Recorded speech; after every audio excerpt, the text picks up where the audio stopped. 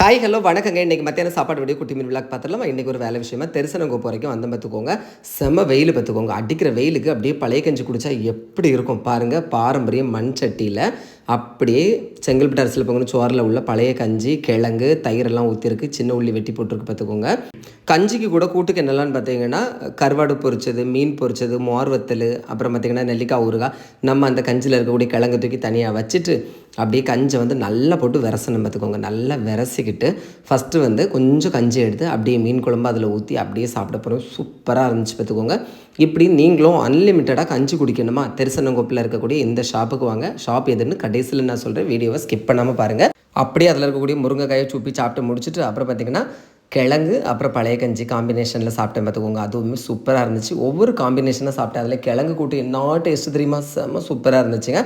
அடுத்தது கருவாடு பொரிச்சதையும் கஞ்சியும் ட்ரை பண்ணேன். அதுவுமே சூப்பராக இருந்துச்சுங்க. உங்களுக்கு இதில் எந்த காம்பினேஷன் பிடிக்குதுங்கிறதையும் மறக்காமல் கமெண்ட்டில் சொல்லுங்கள். அடுத்தது கோவக்காய் கூட்டையும் கஞ்சியும் ட்ரை பண்ணி சூப்பராக இருந்துச்சுங்க. சண்டே வந்து விடுமுறை. சரி, அடுத்தது காட்டு நெல்லிக்காயும் கஞ்சியும் குடிச்சு சூப்பராக இருந்துச்சு. ஃபைனலாக கஞ்சி எல்லாத்தையும் மடக்குன்னு குடிச்சாச்சு பார்த்துக்கோங்க. 70 ரூபா மட்டும்தான் அன்லிமிட்டடாக கஞ்சி குடிக்கிறதுக்கு தெரிசனங்கோப்பில் இருக்கக்கூடிய குளுமை நீர் ஆகாரத்துக்கு வாங்க. தேங்க்யூ.